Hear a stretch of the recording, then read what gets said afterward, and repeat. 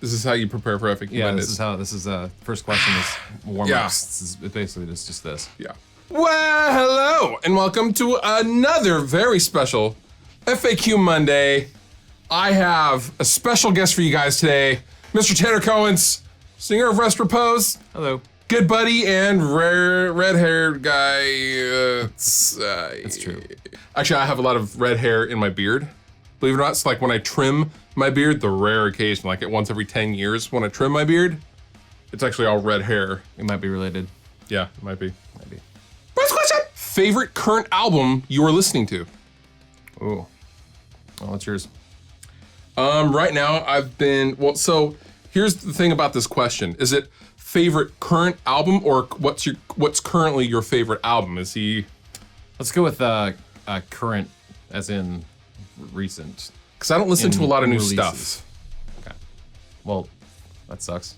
I know, but I did hear my good buddy, Aaron Marshall from Intervals, did let me hear the new Intervals record. It's not out yet. You can't go and buy it right now, but you should when it's out because the new Intervals record actually is just, it's so good. And it's Intervals and it's Aaron. So That's good. it's incredible. Yeah. How about you? What do you listen to? I am listening to The Stories We Tell Ourselves by Nothing More. Nothing And More is legit. They are incredible, and they're amazing live, so go see them. It's sonically, the album is just, It's brilliant. Yeah. it's awesome. And they do it live, and oh Yeah. my God. Go see them if you have a chance. Again, Go see Nothing More. do it. Tanner, what are your vocal warm-ups? Vocal warm-ups, I don't do a lot. I just talk a ton. And once in a while I'll get in the crowd and sing along if I know a song from the band that's playing before us. We're going to talk about this later. I'm a bad vocalist, and I don't do warm-ups very often. So that's the truth. But What should people do? what should people do? Work on everything from whole voice to falsetto and kind of work your way through different mediums. I like to kind of hum along to our set with headphones in the van. Oh, okay. I've seen you do that. Yeah, I mean, I've done that kind of stuff, just small Yeah, yeah. things, but I like to kind of put everything out on the stage, so I don't want to overdo it. So I'm always paranoid about warm-ups, but I know the older I get, the more I'm gonna need to do that to save my voice in the future. Dang kids. Yeah. Although you're not a kid. Yeah, I'm like 30, but whatever. It's okay. What is your approach to songwriting? Do you all work collectively or does someone come to the group with a skeleton of a song first? I would say most of us write independently of the group and then we will present it to the group, the skeleton of the song, and then we will kind of repose it. Although with the last album, those songs were written way before you were even in the band. Yeah. So, I mean, it's kind of unfair to Tanner, but we had these great songs that we were really proud of, and they were pretty good at best. And then we gave them to Tanner, and he just cranked it up. He was coming up with melodies, and he was writing stuff vocally that I don't think we would have ever thought of, just because we don't think like a vocalist, you know? Like the rest of us are guitar players and guitar nerds, and Tanner approaches the song completely differently. I mean, at least that's my take on it. Yeah, I mean, I essentially got fully mixed instrumental versions of the songs, Yeah. and then just kind of.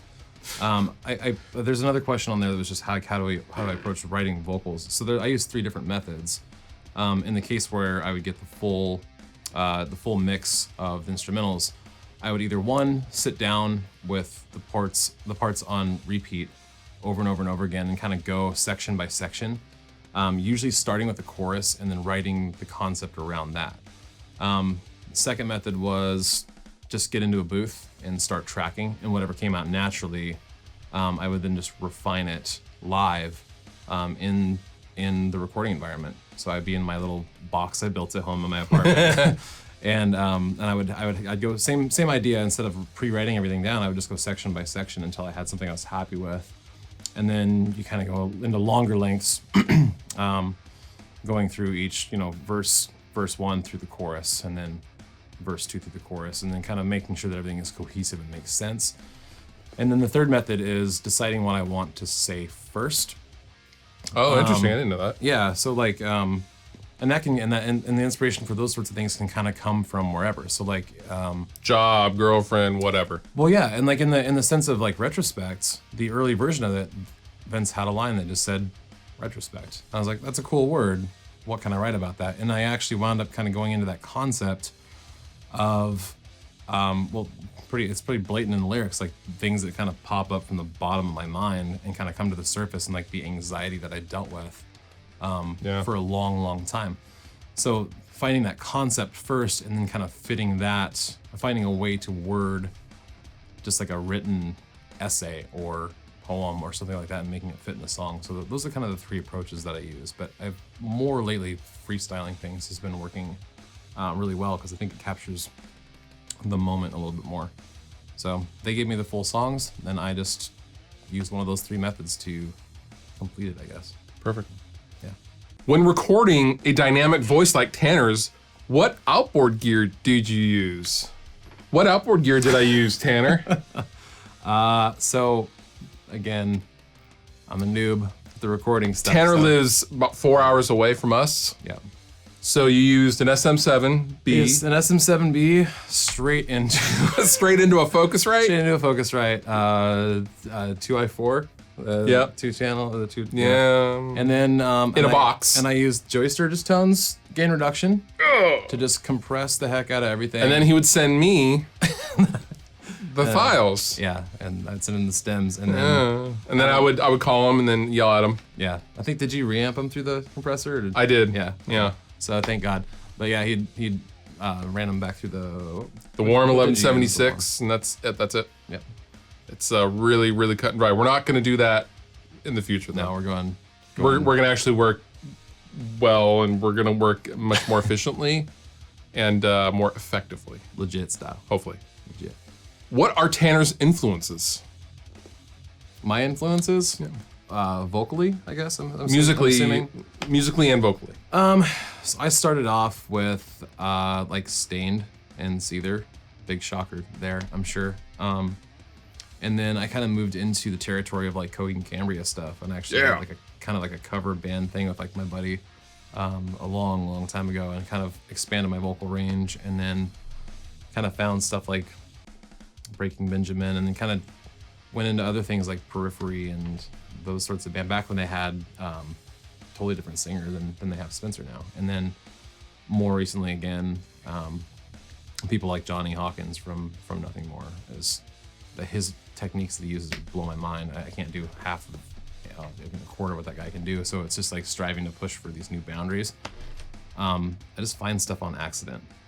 And also like meeting people and seeing how people do certain things live. Like there's a lot of really great local performers where I live, and some of the techniques that they use or the talents that they have, I try to take a page out of their book and like try to do those things. It rubs off on you naturally, yeah, too. definitely. And so like when you surround yourself with like really talented people, like sometimes you can pick up their tricks, or they just straight up teach it to you. So Yeah. How do you do that vocal overdrive in the last lines of Retrospect?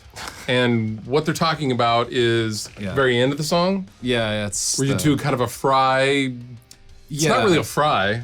I call it the vocal overdrive. I think I've mentioned that a few times on the channel or talking to people outside of venues or whatever. But like, it's that midway between singing and like the actual technique of screaming, like without hurting So yourself. you're over pushing? So yeah, there's a lot of it's I try to think of it as like cramming like a yoga ball through a basketball hoop. Like there's a lot of force going through Yeah, okay. a small No, that space, makes sense. but it's still being controlled, and there's still a lot of outward projection. So was it a breath thing? Or is it a diaphragm combination? It's a diaphragm kind of Interesting. like, flexing my larynx, I guess it would be. I don't really know much about the physiology of it, but I kind of stumbled on it on accident. I think like road raging one day, and I was like, oh, hey, I can do this vocal thing. That was actually legit, real talk here. Yeah, That was like the reason you got hired. yeah, Because we heard that and we were like, oh, whoa. Because all the other guys that had auditioned for the band would either do real clean singing or really extreme Meshuggah screaming, like, Yeah. like, I can do the metal thing too. Like the Right. metal thing's interesting because like I didn't know how to scream until I was playing with voice acting Oh, interesting. I wanted to be a voice actor. They'll and I teach you was- control though. Yeah, and I was trying to figure out the Piccolo voice from Dragon Ball Z. I'm not even kidding. Yeah, that's straight up. I'm not even kidding you. I'm not gonna do it right now, but it's true. Damn it. That's the thing. Yeah. You won't do it, guys. I won't do it. I'm not gonna do it. It's weird. And I feel it because I'm like 30 and making cartoon voices. So like, yeah, but so that and then like one of those things though, the vocal overdrive thing is kind of influenced by Dustin Kinsrew, another shocker Thrice. there. Yeah, Thrice, because he kind of dialed that back from the full-on like screaming metal screaming sort of stuff from like Artist of the Ambulance to now it's more of like a belting yell, but it's got like this grit behind it. And that is kind of the technique that I try to model now.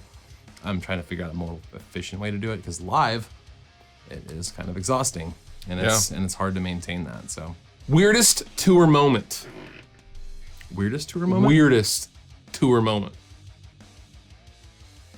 I don't know if I can talk about that one on camera. Because that was the girl at the funhouse. Nah. No, there was a girl. Second weirdest tour moment. Second weirdest tour moment. I don't think I had a weird. I don't really have a whole lot of weird ones. Weird or surreal? Surreal. Okay, surreal.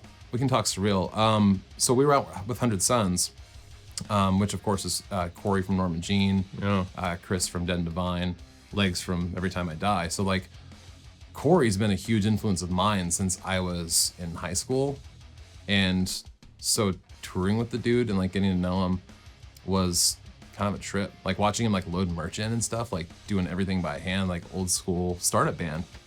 And after the Portland show at the Analog, we went across the street and just had a beer and sat and talked music stuff.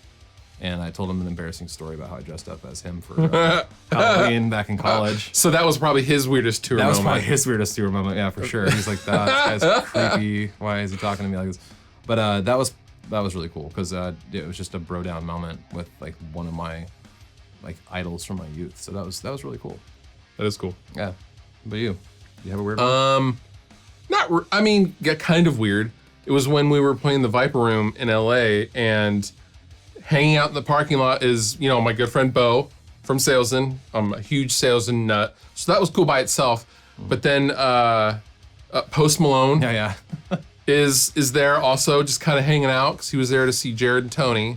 And so like we had this like, for a second there was this weird circle of like Salesman, a world famous rapper, Animals as leaders. Javier from Animals as Leaders, and it was Jeff from Norma Jean, who was there to see Corey. Like all of us were kind of just hanging out, and but that was surreal, weird, and cool all at the same time. And I jumped on Post Malone's table and screamed at his face. And I sweated all over him. Yeah, it was good. It was awesome. What is the most difficult part of touring? Difficult part of touring was probably just the drives. You're just in a van for hours. But then you get to the venue and then you set up and all good. you can do merch, you can talk to fans, meet the sound people, get food or drink from the bar or venue or whatever that is that they're providing. So it's just a lot of waiting, honestly. Like I don't think that touring was strenuous. Even with loading in and out all of our own gear, like I didn't think that it was strenuous at all. It's hurry up and wait. It's hurry up and wait. It's all hurry up and wait for the half hour you have on stage and the 45 minutes leading up and coming down from. Yeah. It's like this weird ramp, but then after that, it's just nothing. Yeah. Nothingness. And then you drive for 14 hours. And then you drive and you drive until someone says they have to go to the bathroom or something, or we get gas, and then it repeats. Pretty much. Yep. And that does it for this very special FAQ Monday. I would like to thank my special guest, Tanner, for stopping by and answering some questions. Thank you, Tanner. It was fun. And if you guys have any more questions for Tanner, head on over to his YouTube channel because he does have a YouTube channel. And he posts vocal covers every once in a while. And Got like 500 subscribers. 7 maybe? give him a subscribe if you like starting. what you see, though, because it's still really good stuff. And he even has a couple of Rest Repose covers I do. that you did before you can get into the band. Yeah, and there's a acoustic version of Retrospect on there. Yeah, Just kind of fun. pretty cool. So Thank you all very much for asking the questions and watching this video. Go over and give Tanner a subscription, and we will see you very soon. Fluff out. Bye.